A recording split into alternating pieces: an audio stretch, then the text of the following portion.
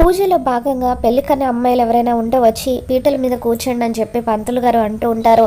దాంతో మనిష నాకు పెళ్లి కాలేదు పంతులు గారు అని చెప్పి నేను పీటల మీద కూర్చోవచ్చా అని అంటూ ఉంటే, నీకు ఆ అమ్మాయికి ఎటువంటి సంబంధం లేదు కదమ్మా, తనతో సంబంధం ఉన్న వాళ్ళే పీటల మీద కూర్చోవాలి అని అంటూ ఉంటే, అప్పుడు సంజన నువ్వు కూర్చో జాను అని చెప్పి అంటూ ఉంటుంది. దాంతో దేవి అని జాను కూర్చోవడం ఏంటి అని అంటూ ఉంటే, అప్పుడు జాను కూడా నాకు వరుసకు వదిన అవుతుంది కదమ్మా, పైగా తనకు పెళ్లి కాలేదు, నేను జరిపించబోయే శాంతి పూజలో పెళ్లి కాని అమ్మాయే కూర్చోవాలి, అందుకే తనని కూర్చోబెడుతున్నాను అని సంజన అంటూ ఉంటుంది. ఇక దాంతో మనీషా దేవి అనితో, ఆంటీ ప్రపంచంలో ఇటువంటి శాంతి పూజ ఎక్కడైనా విన్నారా మీరు అసలు ఇప్పటి వరకు అని చెప్పి అంటూ ఉంటే, లేదు మనీషా, నాకు కూడా అదే అంతా విచిత్రంగా అనిపిస్తుంది, అసలు వీళ్ళు ఏం చేస్తున్నారో అర్థం కావడం లేదు అని అంటూ ఉంటే, మొత్తానికి వీళ్ళు ఏదో చేయబోతున్నారంటే అదేంటో తెలుసుకోవాలి అని చెప్పి మనీషా అంటూ ఉంటుంది. ఇక ఆ తర్వాత పంతులు గారు అమ్మాయి చేత గౌరీ పూజ కూడా చేయించడం పూర్తయింది, మీరు ఇక్కడే ఉండండి అమ్మ, నేను ఇప్పుడే వస్తాను అని చెప్పి సంజనతో, అమ్మ ఒక్కసారి నువ్వు నాతో పాటు రా అని చెప్పి తనని పక్కకు తీసుకొని వెళ్తారు. ఇక అప్పుడు మనీషా సంజన ఎక్కడికి వెళ్తుందా అని ఫాలో అవుతూ ఉంటుంది. పంతులు గారు దేవుడి దగ్గర పెట్టున్న మంగళసూత్రాన్ని సంజన చేతికి ఇస్తూ, అమ్మ మీరు ఈ మంగళసూత్రాన్ని తీసుకోండి, నేను వచ్చి చివరి తంతు పూర్తి చేస్తాను, ఆ తర్వాత అబ్బాయి అమ్మాయి మెడలో తాళి కట్టేస్తే పెళ్ళి జరిగిపోతుందని చెప్పి పంతులు గారు అంటూ ఉంటారు. దాంతో మనీషా ఒక్కసారిగా షాక్ అవుతుంది. సంజన చేతిలో మంగళసూత్రం ఉందంటే ఖచ్చితంగా ఇక్కడ పెళ్ళి జరుగుతుంది అని పరిగెత్తుకుంటూ దేవ్యాని దగ్గరికి వస్తుంది. ఆంటీ సంజన చేతిలో పంతులు గారు మంగళసూత్రం పెట్టడం నేను చూశాను, అబ్బాయి చేత వినాయక పూజ చేయించడం, అమ్మాయి చేత గౌరీ పూజ చేయించడం, ఇవన్నీ కూడా పెళ్లిలో ఉండే తంతులే కదా, వీళ్ళు మన కళ్ళు గప్పి మనకు తెలియకుండా వివేక్ జానుల పెళ్ళి జరిపించాలని చూస్తున్నారు ఆంటీ, వెంటనే వెళ్ళి మనం ఈ పెళ్ళిని ఆపుదాం పదండి అని చెప్పి మనీషా అంటూ ఉంటే, అప్పుడు దేవి అని నేను ఈ పెళ్ళి ఎలా జరుగుతుందో చూస్తాను, ఎట్టి పరిస్థితుల్లోనూ ఈ పెళ్ళి జరగనివ్వను అని చెప్పి అంటూ ఉంటుంది. అప్పుడు వివేక్ కూడా దేవి అనే మాటలు విని, ఎలాగైనా సరే అమ్మ ఈ పెళ్ళిని ఆపేలోపే జాను మెడలో నేను తాళి కట్టేయాలి అని చెప్పి అనుకుంటూ ఉంటాడు. మరో పక్క లక్ష్మికి అరవింద ఇక్కడ జరగబోయేది పెళ్ళన్న విషయం చెప్పేస్తుంది.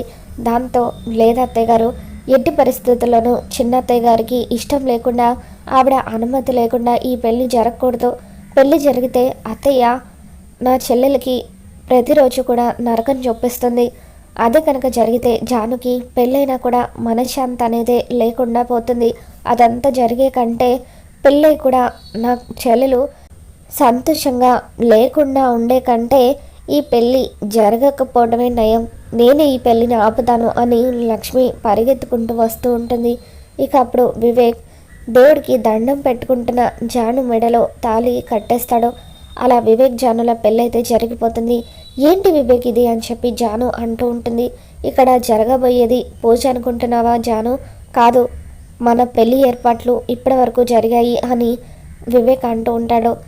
అవును జాను, మా అమ్మ ముందు ముందు నీ విషయంలో ఎటువంటి కుట్రలు చేయకుండా ఉండాలంటే నేను నిన్ను పెళ్లి చేసుకోవాలి, అందుకే ఇలా అందరి సమక్షంలో గుడిలో పెళ్లి చేసుకున్నాను అని చెప్పి నేను తీసుకున్నది సరైన నిర్ణయమే జాను, నేను తీసుకున్న నిర్ణయం వల్ల మనం ఇద్దరం సంతోషంగా ఉంటాము, అసలు నిజానికి ఈ నిర్ణయం ఈ ధైర్యం నేను ఎప్పుడో చేసి ఉండాల్సింది, ఇప్పటికే లేట్ చేశాను అని చెప్పి వివేక్ అంటూ ఉంటాడు.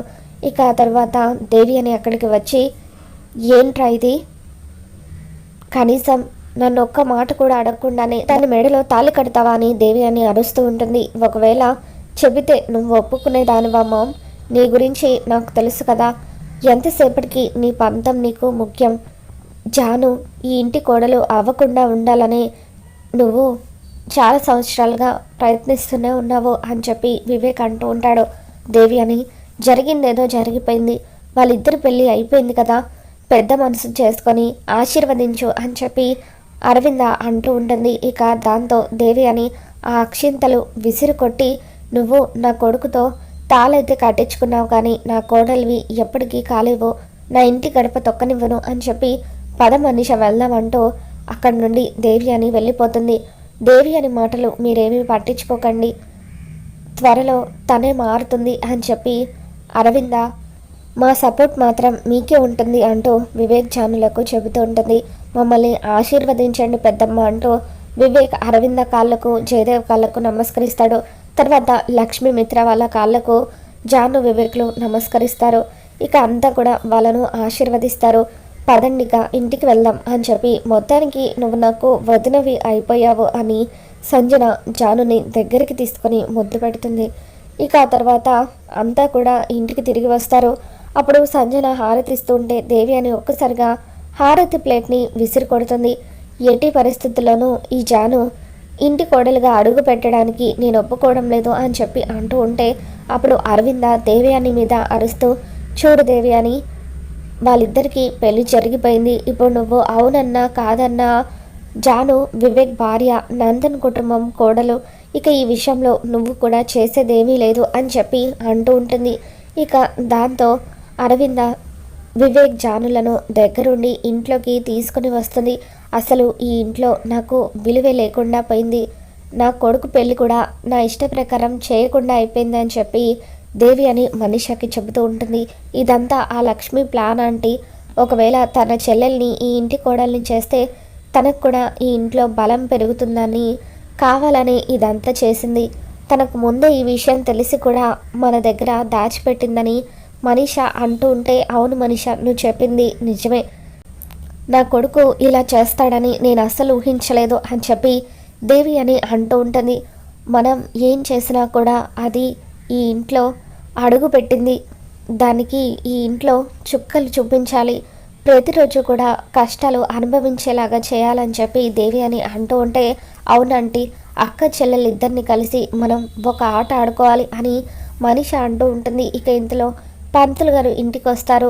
ఈరోజు రాత్రికి దివ్యమైన ముహూర్తం ఉంది, 10:30 అని చెప్పి అంటూ ఉంటే, ఇదేంటి పంతులు గారు ఏ ముహూర్తం గురించి చెబుతున్నారు అని దేవి అని అంటూ ఉంటుంది. ఇంకే ముహూర్తం అంటే శాంతి ముహూర్తం గురించి అని చెప్పి మనీష అంటూ ఉంటుంది. ఎట్టి పరిస్థితులను ఈ కార్యం జరగడానికి వీల్లేదు. ఇప్పటికే ఆ జాను ఈ ఇంటి కోడలైపోయింది.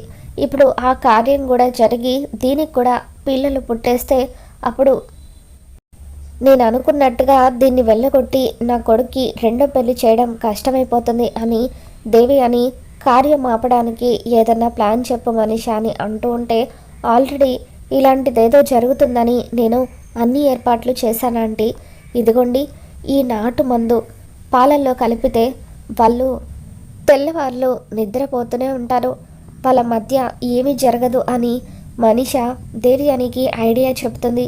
సూపర్ ఐడియా మనీష, అయితే ఇంకేంటి ఆలస్యం, వెళ్ళి పాలల్లో కలిపేసే అంటూ ఇక మనీషని కిచెన్లోకి పంపిస్తుంది.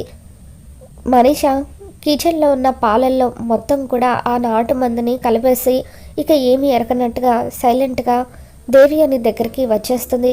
తర్వాత లక్ష్మి జానుని అందంగా రెడీ చేసి పాల గ్లాస్ ఇచ్చి వివేక్ దగ్గరికి పంపిస్తుంది. ఆ తర్వాత మనీష మరొక నాటు మందుని దేవ్యానికి చూపిస్తూ ఉంటుంది.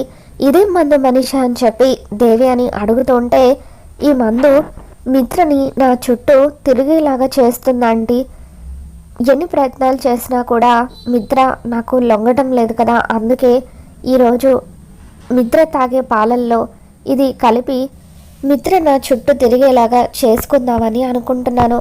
ఒక్కసారి మా ఇద్దరి మధ్య జరగాల్సింది జరిగిపోతే అప్పుడు నా జీవితం నాశనమైందన్న గిల్టీ ఫీలింగ్తో అయినా మిత్ర చచ్చినట్టు నా దారికి వస్తాడు, నన్ను పెళ్లి చేసుకుంటాడు అని చెప్పి మనీష అంటూ ఉంటుంది.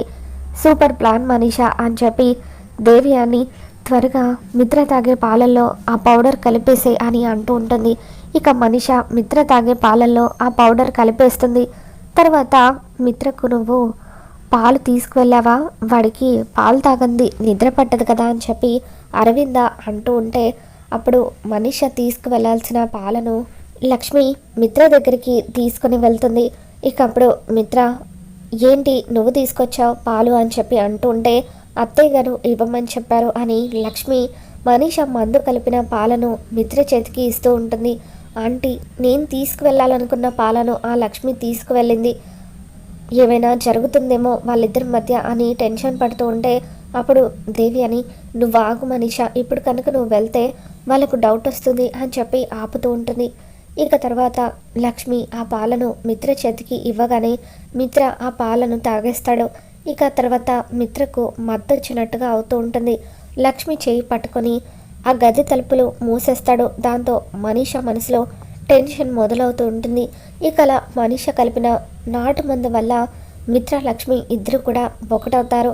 మరోపక్క జాను తీసుకువెళ్ళిన పాల గ్లాసు జారి కింద పడిపోతుంది. ఇక దాంతో పాలన్నీ కూడా నేల పాలైపోతాయి. మరేం పర్వాలేదులే జాను అని చెప్పి వివేక్, నీ అనుమతి లేకుండా నీ మెడలో తాళి కట్టేశాను, నన్ను క్షమించు జాను, ఇక ఈ రోజుతో నువ్వు నా భార్యవి అయిపోయావు, ఎవరు కూడా మనల్ని విడదీయలేరు అని చెప్పి అంటూ ఉంటాడు. ఇక అలా ఒక పక్క మిత్రలక్ష్మి, మరో పక్క వివేక్ జాను ఇద్దరు కూడా ఒకటవుతారు.